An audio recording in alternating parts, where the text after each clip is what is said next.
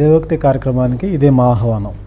దేవోక్తి కార్యక్రమాన్ని వీక్షిస్తున్న ప్రియ శ్రోతలందరికీ ప్రభువైన యేసుక్రీస్తు నామములో వందనాలు తెలియజేస్తూ ఉన్నాం. ఇప్పుడు సహోదరులు లాజరస్ అశోక్ కుమార్ గారు మనకు దైవ సందేశాన్ని అందిస్తారు. శ్రద్ధగా ఆలకిద్దాం. దేవోక్తి కార్యక్రమాన్ని వీక్షిస్తున్న మా ప్రియులైన సహోదరి సహోదరులందరికీ మరొకసారి క్రీస్తు ప్రభు నామంలో మీ అందరికీ శుభాభివందనములు తెలియజేసుకుంటున్నాను. ఈరోజు దేవుని వాక్యంలో చెప్పబడిన కొన్ని ప్రాముఖ్యమైనటువంటి ధన్యతలను గురించి నేను మీతో పంచుకోవాలని సిద్ధపడి ఉన్నాను.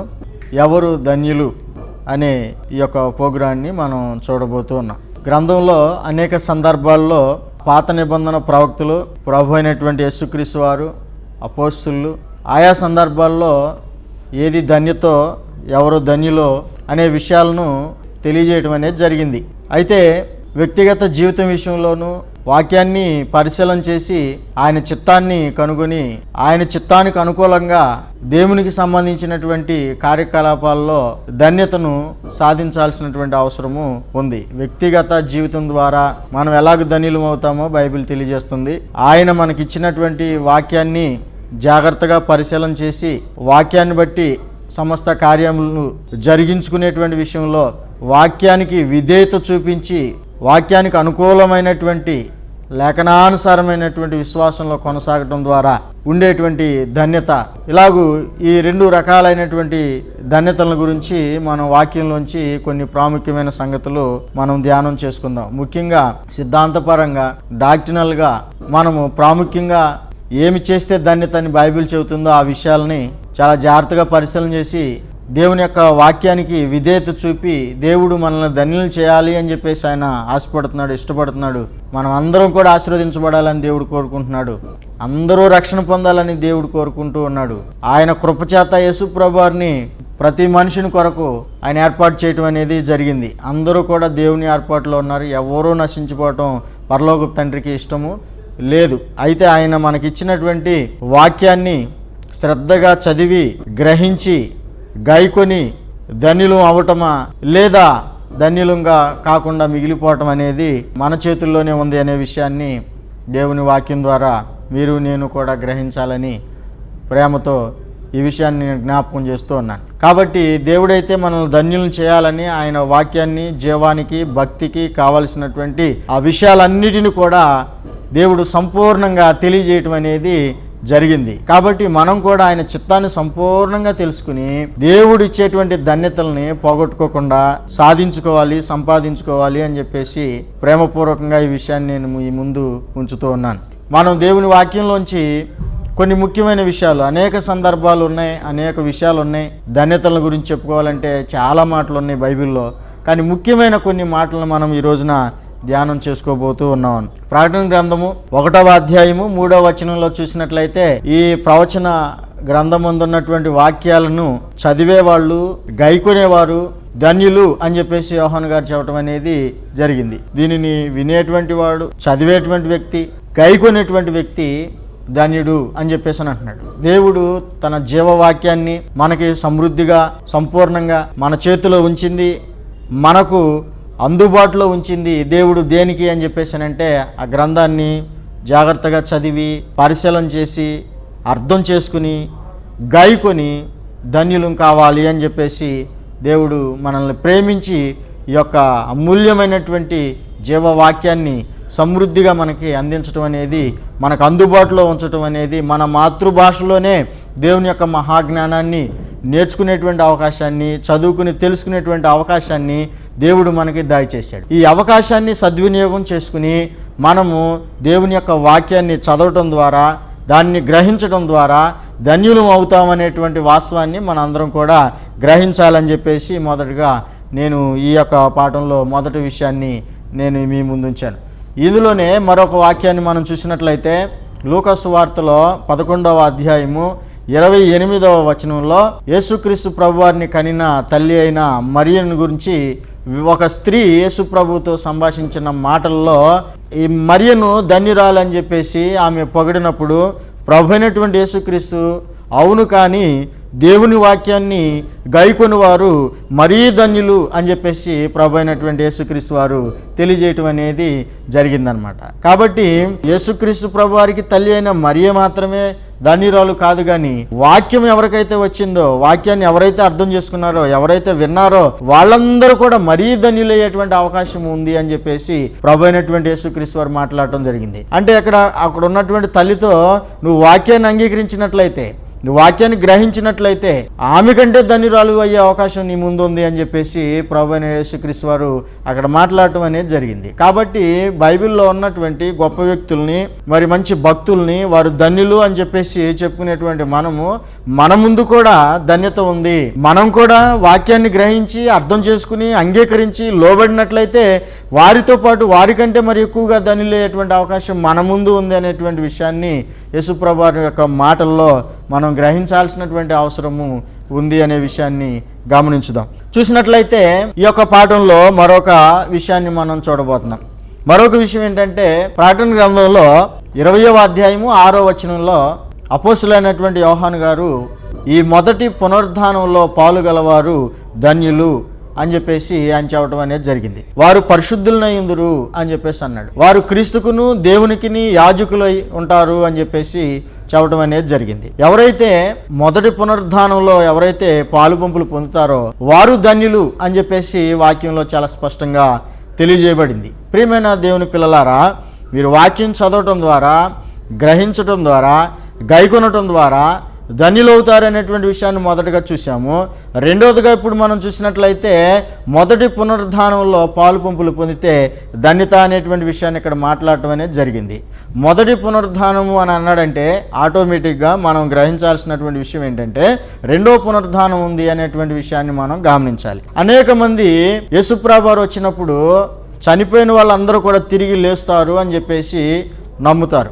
ఈ పునరుద్ధానమే ఉంది అని చెప్పేసి ఎక్కువ మంది మరి ఆలోచన చేస్తారు. కానీ యేసుప్రభు రాకముందే, మనం చనిపోకముందే, ఈ భూమి మీద మనం శరీరంలో ఉన్నప్పుడే, మనం బ్రతికున్నప్పుడే మనందరం కూడా ఒక మరణాన్ని పొందాల్సి ఉంది, మనం సమాధి చేయబడాల్సి ఉంది, తిరిగి లేవాల్సినటువంటి పరిస్థితి ఉంది.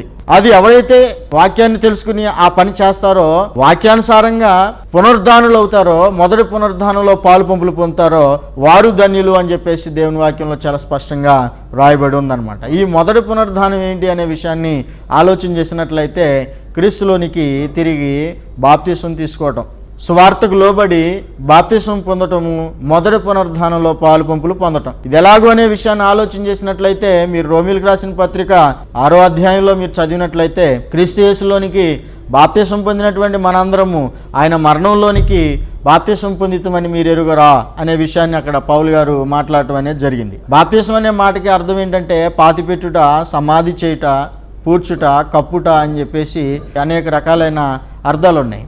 ఇక్కడ చూసినట్లయితే ఎవరిని సమాధి చేస్తారు, ఎవరిని పాతి పెడతారు అనే విషయాన్ని ఆలోచన చేసినట్లయితే చనిపోయిన వారిని అనే సంగతి మనం అందరం ఎరుగుదాం. బాప్తిసం కార్యక్రమంలో ఏం జరుగుతుంది అని చెప్పేసి అంటే, ఒక వ్యక్తి పాపాల విషయంలో తను చనిపోయి తను పశ్చాత్తాపడి నేను క్రీస్తులోని బాప్తిసం తీసుకుంటానని తను ముందుకు వచ్చినప్పుడు అతను పాపం విషయంలో నేను చచ్చిపోయాను అని చెప్పేసి ఆయన ఒప్పుకుంటున్నాడు. కాబట్టి పాపం విషయంలో చనిపోయినటువంటి ఆ వ్యక్తిని ఆ యొక్క కార్యక్రమంలో ఏం చేస్తున్నామంటే అతన్ని నీటిలో సమాధి చేయటం అనేది జరుగుతుంది. ఆయన తిరిగి మరలా క్రొత్త జన్మ జీవించడానికి, క్రొత్తగా నూతన శిశువుగా ఆయన మరలా తిరిగి లేవటం అనేది, పునరుద్ధానం చెందటం అనేది జరుగుతూ ఉందన్నమాట. కాబట్టి ఈ భూమి మీద ప్రస్తుతము ఎవరైతే ఈ కార్యక్రమాన్ని చేసి ఉన్నారో, మొదటి పునరుద్ధానంలో పాలు పంపులు పొంది రెడీగా ఎవరైతే ఉన్నారో వారు ఇప్పుడు చనిపోయినా లేకపోతే ప్రభు వచ్చినా ఇప్పుడు వారు ధన్యులుగా నిలబడతారు అని చెప్పేసి వాక్యంలో చాలా స్పష్టంగా రాయబడి ఉంది. కాబట్టి ఎవరు ధన్యులు అనేటువంటి విషయాన్ని ఆలోచన చేసినట్లయితే వాక్యాన్ని వినినటువంటి వారు, చదివేటటువంటి వారు, గ్రహించేటువంటి వారు ధన్యులు. మొదటి పునరుద్ధానంలో అంటే క్రీస్తులోనికి బాప్తిసం పొందినటువంటి వారు ధన్యులు అనేటువంటి విషయాన్ని రెండవదిగా మనం చూసాం. మూడవదిగా మరొక విషయాన్ని మనం దేవుని వాక్యంలోంచి గమనించుదాం. రోమీలకు రాసిన పత్రికలో 8వ అధ్యాయము 1వ వచనాన్ని చదివినట్లయితే, కాబట్టి ఇప్పుడు క్రీస్తు యేసునందు ఉన్నవారికి ఏ శిక్షా విధియును లేదు అని చెప్పేసి లేఖనాల్లో చాలా స్పష్టంగా రాయబడింది. క్రీస్తు యేసునందు ఉన్న వారికి అంటే ఏంటనేటువంటి విషయము మనము తేటగా అర్థం చేసుకోవాలంటే మనం ప్రకటన గ్రంథంలో కూడా ఈ విషయాన్ని మనం చూడొచ్చు. 14వ అధ్యాయం 13వ వచనంలో ప్రభునందుండి మృతి నొందిన మృతులు ధన్యులని రాయమని ఆయన చెప్పడం అనేది జరిగింది. కాబట్టి క్రీస్తునందు ఉన్నవారు, ప్రభునందు ఉన్నవాళ్ళు ధన్యులు అనే విషయాన్ని ఇక్కడ మాట్లాడుతున్నారు. అయితే ఇక్కడ మనం తప్పనిసరిగా తెలుసుకోవాల్సినటువంటి ఒక ప్రాముఖ్యమైనటువంటి సంగతి ఏంటంటే క్రీస్తునందు ఉండటము అనేటువంటి పరిధేంటో మనకి లేఖనాల వెలుగులో తేటగా అర్థం కావాల్సినటువంటి అవసరం ఉంది. దాన్ని గ్రహించాల్సినటువంటి అవసరం ఉంది. వాక్యానుసారంగా అర్థం చేసుకోవాల్సినటువంటి అవసరం ఉంది. మనం ఏదో క్రీస్తునందు ఉన్నామని చెప్పేసి మనం అనుకుంటే కాదు, కానీ క్రీస్తునందు ఉండటం అనేటువంటి పరిధిని గురించి బైబిల్ ఏం చెబుతుంది అనేటువంటి దాని మీద మనకి సంపూర్ణమైనటువంటి అవగాహన కలిగి ఉంటే మాత్రమే క్రీస్తునందు మనం ఉండగలిగేటువంటి అవకాశం ఉంది. లేకపోతే బైబిల్ను మనం అర్థం చేసుకున్న పక్షంలో దాని మీద మనకు అవగాహన లేకపోతే క్రీస్తునందు ఉండటము అని చెప్పేసి అనే దాన్ని మనం అపార్థం చేసుకుని క్రీస్తుతో ఉన్నామనుకుని క్రీస్తుకు వెలుపల ఉండేటువంటి ప్రమాదము ఉంది అని చెప్పేసి దేవుని వాక్యం ద్వారా మనం గ్రహించవచ్చు. ఈ విషయాన్ని మరొక పాయింట్లో నేను ఒక ప్రాముఖ్యమైన విషయం ఉంది, దాన్ని నేను తర్వాత చెబుతాను. అయితే ఇప్పుడు క్రీస్తునందు అనే పరిధి ఏమిటి అనేటువంటి విషయాన్ని వాక్యంలోంచి మనము చూద్దాం. రోమీలకు రాసిన పత్రికలోనే 7వ అధ్యాయము 18వ వచనంలో అపోస్తలుడైనటువంటి పౌలు గారు నాయందు అని చెప్పేసి ఆయన మాట్లాడారు.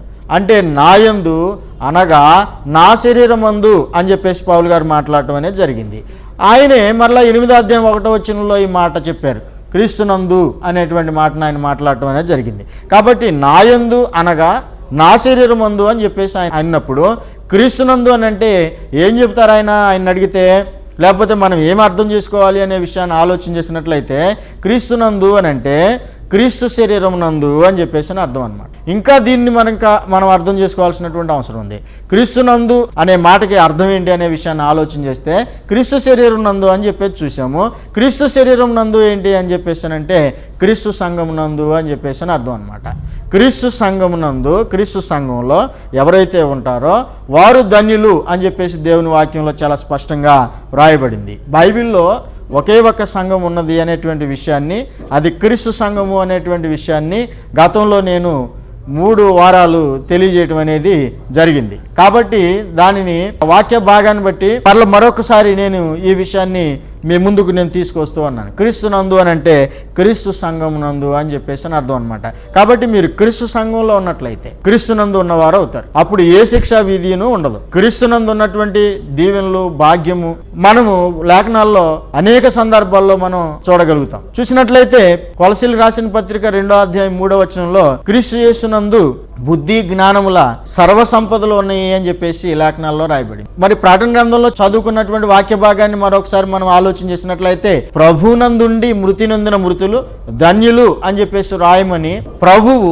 యోహాను గారికి తెలియజేయడం ద్వారా ఆయన నిజమే అని చెప్పేసి ఒప్పుకుంటున్నాడు. క్రీస్తునందు ఉన్నటువంటి వారు, క్రీస్తునందుండి మృతి నొందినటువంటి మృతులు ధన్యులు అంటే క్రీస్తు సంఘంలో ఉండి చనిపోయినటువంటి వ్యక్తులు ధన్యులు అని చెప్పేసి దేవుని వాక్యంలో చాలా స్పష్టంగా రాయబడుతుంది. ఈ విషయాన్ని మీరు సీరియస్గా ఆలోచన చేసి క్రీస్తు సంఘంలో ఉండాల్సినటువంటి అవసరత ఎంతవరకు ఉంది, క్రీస్తు సంఘంలో ఉంటేనే ధన్యత లేకపోతే లేదనేటువంటి విషయాల్ని మీరు ఇంకా పరిశీలనగా తెలుసుకోవాలనుకుంటే మీరు మమ్మల్ని సంప్రదించండి. అయితే నేను గతంలోనే ఈ విషయాన్ని చెప్పానని మరొకసారి నేను మీకు జ్ఞాపకం చేస్తూ ఉన్నాను. తర్వాత 4వదిగా మనకి ధన్యతనిచ్చేటువంటి మరొక విషయాన్ని మనం చూద్దాం. దేవుని యొక్క రాజ్యంలో ఉన్నవారు ధన్యులు అని చెప్పేసి యేసుప్రభు వారు తెలియజేయడం అనేది జరిగింది. బాప్తిస్మం ఇచ్చు యోహాను గారి గురించి యేసుప్రభు వారు మాట్లాడారు. స్త్రీలు కనిన వారిలో బాప్తిస్మం ఇచ్చే యోహాను కంటే గొప్పవాడు ఎవడనూ లేడు, గాని అయినను దేవుని రాజ్యంలో అల్పుడైనటువంటి వ్యక్తి అతనికంటే గొప్పవాడు అని చెప్పేసి ప్రభువైన యేసుక్రీస్తు తెలియజేయడం అనేది జరిగింది. అంటే దేవుని రాజ్యంలో స్థానాన్ని సంపాదించుకోవటం అనేది ధన్యత అని వాక్యం తెలియజేస్తుంది అన్నమాట. దేవుని రాజ్యంలో ఉన్నవాళ్ళు యోహాను కంటే గొప్పవారు అని చెప్పేసి అన్నాను.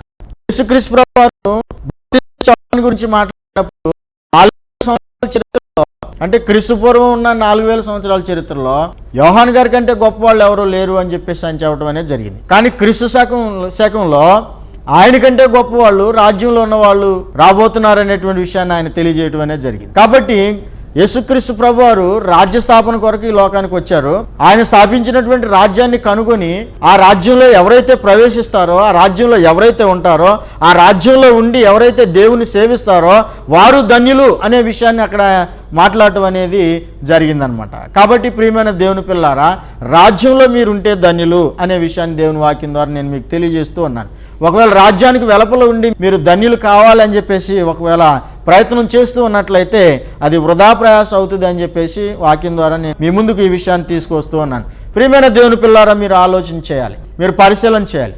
ఈ రోజుల్లో మనం చూసినట్లయితే దేవుని రాజ్యాన్ని కనుగొన్నటువంటి వారు, చూడనటువంటి వారు అనేక మంది ఉన్నారు. వారు చూడలేకపోయారు, ఇతరులను కూడా చూడలేని వారు కనుగొనలేదు, ఇతరులు కూడా చూడనీయకుండా చేసేటువంటి ఆ పరిస్థితిలో ఉన్నారు అని చెప్పేసి దేవుని వాక్యం ద్వారా మనం గమనించవచ్చు. యేసుప్రభు పరిశీలిని అలాగే ఖండించాడు. మీరు దేవుని రాజ్యంలో ప్రవేశించు వారిని కూడా ప్రవేశింపనివ్వరు అని చెప్పేసి ఆయన మీరు ఆటంకంగా ఉంటారని చెప్పేసి వారిని ఖండించడం అనేది, గద్దించడం అనేది జరిగిందనమాట. చూసినట్లయితే మొదటి శతాబ్దంలో ఎలాగైతే యోహాను గారు యేసుప్రభు రాజ్యం సమీపంగా మారుమనసు పొందండి అని చెప్పేసి ఆయన బోధించాడో, అదే రీతిగా నేడు కూడా 21వ శతాబ్దంలో ఉన్నటువంటి మరి బైబిల్ని బోధించే అనేక మంది రాజ్యం సమీపంగా ఉందని చెప్పేసి బోధించడం అనేది జరుగుతుంది. కానీ ఆ దేవుని రాజ్య స్థాపన జరిగి నేటికి 2000 సంవత్సరాలు అవుతుంది. ఆ రాజ్యంలో ఉన్నవారు ధన్యులు అని చెప్పేసి యేసుప్రభు తెలియజేశాడు. ఆ రాజ్యంలో మేము ఉన్నామని చెప్పేసి అపోస్తులు మాట్లాడటం అనేది జరిగింది. దాన్ని కూడా నేను మీకు గతంలో నేను తెలియజేయటం అనేది జరిగింది. ఈ పాఠాన్ని సంపూర్ణంగా నేను ప్రకటన చేయటం అనేది దేవతి కార్యక్రమం ద్వారా మీ ముందుకు ఈ విషయాలు నేను తీసుకుని వచ్చాను. దేవుని రాజ్య స్థాపన జరిగి 2000 సంవత్సరాలు అవుతుంది. అందులో ఎవరైతే ఉన్నారో ప్రవేశం ఇప్పటికీ జరుగుతూనే ఉంది. అందులో ఎవరైతే ప్రవేశిస్తారో ప్రభు వచ్చే నాటికి, చనిపోయే నాటికి రాజ్య సంబంధులుగా ఎవరైతే ఉంటారో, రాజ్యంలో ఎవరైతే ఉంటారో వారు ధన్యులు అని చెప్పేసి దేవుని వాక్యం చాలా స్పష్టంగా తెలియజేయటం అనేది జరిగింది. కాబట్టి ప్రియమైన దేవుని పిల్లారా, రాజ్యంలో మీరు ఉన్నారా లేదా అనేది మీరు ఆలోచన చేసుకోవాల్సినటువంటి అవసరం ఉంది. లేకపోతే ఇప్పుడే అవకాశం ఉంది రాజ్యంలో ప్రవేశించడానికి. నికోదేము యేసుప్రభు వారి దగ్గరకు వచ్చి ఆయన మాట్లాడుతూ ఉన్నప్పుడు యేసుప్రభు వారు ఆయనకి ఈ రాజ్య ప్రవేశాన్ని గురించి చెప్పడం అనేది జరిగింది. ఒకడు నీటి మూలంగా కానీ ఆత్మ మూలంగా కానీ జన్మించితేనే కానీ దేవుని రాజ్యంలో ప్రవేశింపలేడని మీతో నేను ఖచ్చితంగా చెబుతున్నానని చెప్పేసి ప్రభువైన యేసుక్రీస్తు వారు తెలియజేయటం అనేది జరిగింది. కాబట్టి ఒక వ్యక్తి నీటి మూలంగా ఆత్మ మూలంగా జన్మించి రాజ్యంలో ప్రవేశించాలని యేసుప్రభు వారు తెలియజేయటం అనేది జరిగింది. ఈ భూమి మీదే మనం రాజ్యంలో ప్రవేశము పొందాల్సినటువంటి అవసరం ఉంది అని చెప్పేసి లేఖనాలు తేటగా తెలియజేస్తూ ఉన్నటువంటి ఈ విషయాలని అనేకులు అర్థం చేసుకోలేకపోవటము, గ్రహించలేకపోవటము, గ్రహించి రాజ్యంలోకి రాలేకపోవటము చాలా దురదృష్టకరమైనటువంటి పరిస్థితి అనే విషయాన్ని మనము గమనించాలని నేను దేవుని వాక్యాన్ని బట్టి కోరుకుంటూ ఉన్నాను. కాబట్టి మీరు ధన్యులు కావాలని ఆశపడినట్లయితే మీకు ధన్యతనిచ్చేది దేవుని రాజ్యం అనేటువంటి విషయాన్ని మీరు పరిశీలనగా తెలుసుకుని రాజ్యంలో ప్రవేశించి ధన్యులు కావాలి అని చెప్పేసి దేవుని వాక్యాన్ని బట్టి నేను మీ ముందు ఈ విషయాన్ని ఉంచుతా ఉన్నాను అనమాట. హెబ్రీయులకు రాసిన పత్రికలో 12వ అధ్యాయము 28, 29 వచనాలు మనం చదివినట్లయితే హెబ్రీయుల గ్రంథకర్త ఏం చెబుతున్నాడంటే, దేవునికి ప్రీతికరమైన సేవ చేయాలి అనుకున్న వాళ్ళు ఆయన నిశ్చలమైన రాజ్యాన్ని పొందాలి అని చెప్పేసి ఆయన చెప్పడం అనేది జరిగింది. నిశ్చలమైనటువంటి రాజ్యాన్ని పొందితేనే దేవునికి మనం ప్రీతికరమైన సేవ చేయగలము అని చెప్పేసి అంటున్నాడు. ఆ వాక్య భాగాన్ని చూసినట్లయితే హెబ్రీ 12, 28, 29 వచనాల్లో, అందువలన మనము నిశ్చలమైన రాజ్యమును పొంది దైవ కృప కలిగి ఉందుము, ఆ కృప కలిగి వినయ భయభక్తులతో దేవునికి ప్రీతికరమైన సేవ చేయుదుము, ఏలయనగా మన దేవుడు దహించు అగ్ని అయి ఉన్నాడు అని చెప్పేసి లేఖనాల్లో చాలా స్పష్టంగా రాయబడింది. కాబట్టి దేవుని సేవ చేయాలనుకున్న వ్యక్తి ఎవరైనా సరే ముందు రాజ్యాన్ని కనుగొని ఆ రాజ్యంలో ఉంటేనే కానీ దేవునికి ప్రీతికరమైన సేవ చేసే అవకాశము లేదు. కాబట్టి దేవుని రాజ్యానికి వెలుపల ఉన్నటువంటి వాళ్ళు దేవునికి ప్రీతికరమైన సేవ చేయట్లేదు. ఒకవేళ మేము దేవుని సేవ చేస్తున్నాము, లేకపోతే దేవుని సేవలో మేము ఉన్నాము, చాలా సంవత్సరాల నుంచి మేము దేవుని సేవిస్తున్నాము అని చెప్పేసి అని అనుకోవచ్చు, కానీ ప్రారంభించనే లేదని చెప్పేసి దేవుని వాక్యాన్ని బట్టి రాజ్యంలో లేని వారి విషయంలో నేను వాక్యాన్ని బట్టి చెప్పగలను ఈ విషయాన్ని. కాబట్టి మీరు ఎవరైనా రాజ్యంలో ఉన్నారో లేదో, ఒకవేళ లేకపోతే ఈ విషయాన్ని సీరియస్గా ఆలోచన చేయాలని ప్రేమపూర్వకంగా నేను మీకు తెలియజేస్తున్నాను. ఒకవేళ లేకపోతే మనం ధన్యతను పోగొట్టుకుంటూ ఉంటాం. వస్తాడు యేసయ్య, తెస్తాడు రాజ్యమే అని చెప్పేసి మనం నమ్ముతూ ఉన్నాం. కానీ లేఖనాలు ఏం తెలియజేస్తున్నాయంటే రాజ్యాన్ని ఆయన 2000 సంవత్సరాల క్రితం స్థాపించాడు. ఆ స్థాపించబడినటువంటి రాజ్యాన్ని తీసుకుని తండ్రికి అప్పగించడానికి ప్రభు అయినటువంటి యేసుక్రీస్తు మరలా రాబోతున్నాడని లేఖనాలు తెలియజేస్తూ ఉన్నాయి. కొరింథీయులకు రాసిన మొదటి పత్రిక 15వ అధ్యాయము మీరు చూసినట్లయితే ఈ విషయాలు చాలా స్పష్టంగా రాయబడి ఉన్నాయి. ఆయన మరలా వచ్చినప్పుడు రాజ్యాన్ని తీసుకెళ్లి తండ్రికి అప్పగిస్తాడని చెప్పేసి 24-25 వచనాల్లో కొరింథీయులకు రాసిన మొదటి పత్రికలో 15వ అధ్యాయంలో ఈ విషయాలు చెప్పబడినాయి. కాబట్టి ప్రియమైన దేవుని పిల్లారా, రాజ్యాన్ని తీసుకెళ్ళడానికి ప్రభువు రాబోతూ ఉన్నాడు. రాజ్యంలో ప్రవేశించడానికి ఆయన బాప్తీసం తీసుకోవాలని చెప్పేసి ఆయన చెప్పడం అనేది జరిగింది. ఆ రాజ్యం ఆయనకి పొందిన వారికి తప్పితే మరి ఎవరికి చెందదని చెప్పేసి ప్రవక్తలు కూడా ప్రవచించినట్లుగా దానియేలు గ్రంథం 2వ అధ్యాయంలో మనం చూడగలం. కాబట్టి రాజ్య సంబంధులు ధన్యులు అనే విషయాన్ని మనం దేవుని వాక్యం ద్వారా గమనించుతాం. యేసుక్రీస్తు ప్రభువారు అన్నారు, ఆయన అప్పగింపబడే రాత్రి ఒక రొట్టెని ఎత్తుకుని కృతజ్ఞతాస్తుతులు చెల్లించి వారికి ఇచ్చారు. తర్వాత ద్రాక్షరసాన్ని తీసుకుని ఇది అనేకుల కొరకు పాపక్షమాపణ నిమిత్తము చిందించబడుతున్నటువంటి నిబంధన రక్తం అని చెప్పాడు. ఈ ద్రాక్షారసాన్ని దేవుని రాజ్యంలో నేను క్రొత్తదిగా నూతనంగా తీసుకునే వరకు దీనిని మరలా ముట్టుకోను అని చెప్పేసి యేసుప్రభువారు చెప్పడం అనేది జరిగింది. కాబట్టి ప్రియమైన దేవుని పిల్లారా, దేవుని యొక్క రాజ్యంలో భోజనం చేసేవాడు ధన్యుడు అని చెప్పేసి కూడా దేవుని యొక్క వాక్యంలో మనం చదవగలం. కాబట్టి దేవుని రాజ్యంలో ఉండి దేవుని రాజ్యంలో భోజనం చేసేటువంటి వాళ్ళు లోకాసు వార్త 14వ అధ్యాయము 15-16 వచనాల్లో మనం చూసినట్లయితే ఈ విషయాలు రాయబడినాయి. అలాగే మార్కు సువార్త 14వ అధ్యాయము 22-25 వరకు నేను చెప్పినటువంటి మాటలు ఉన్నాయి. ప్రభువైన యేసుక్రీస్తు వారు అంటున్నాడు, నూతనంగా రాజ్యంలో నేను మరలా మీతో క్రొత్తదిగా ద్రాక్షరసం తాగు వరకు మరలా దాన్ని నేను ముట్టుకోను అని చెప్పేసి వారితో ప్రభు అయినటువంటి యేసుక్రీస్తు వారు మాట్లాడటం అనేది జరిగింది. కాబట్టి ఈ భూమి మీద దేవుని రాజ్యాన్ని కనుగొని దేవుని రాజ్యంలో ఉండి ఆయనకి ప్రీతికరమైన సేవ ఎవరైతే చేస్తారో, దేవుని రాజ్యంలో భోజనం ఎవరైతే చేస్తూ ఉంటారో, దేవుని రాజ్యంలో ఉండి రాజ్యానికి తగినట్లుగా ఎవరైతే బ్రతుకుతారో వారు ధన్యులు అని చెప్పేసి దేవుని వాక్యము చాలా స్పష్టంగా తెలియజేస్తూ ఉందన్నమాట.